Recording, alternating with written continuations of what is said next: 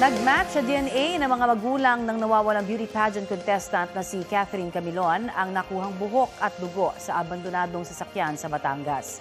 Balitang hatid ni Marisol Abduraman.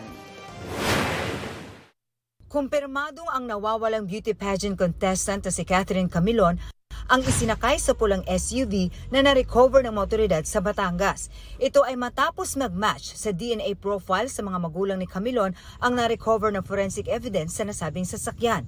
Hairy strands and other blood na nakita doon sa sasakyan ay nag-match doon sa DNA profile na binigay ng magulang ni Miss Catherine Camilon. Consistent din daw ito sa naging pahayag ng mga saksi. Yung mga witness natin ay hindi nagsisinungaling.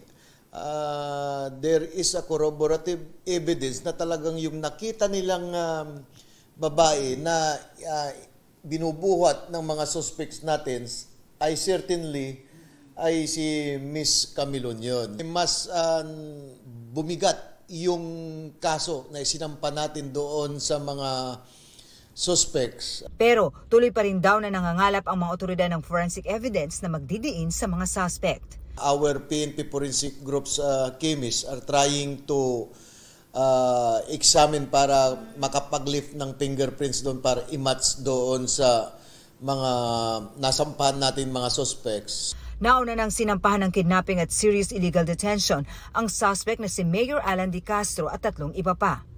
Patuloy pa rin pinaghahanap ang sasakyan ni Camilon na nakita ng mga saksi na pinanggalingan niya bago siya nakita habang inililipat sa pulang SUV. Sa ngayon, missing pa rin kung ituring ng CIDG si Camilon. Patuloy naman silang umaasa na mahanap na buhay ang beauty pageant contestant. Marisol Abduraman, nagbabalita para sa GMA Integrated News.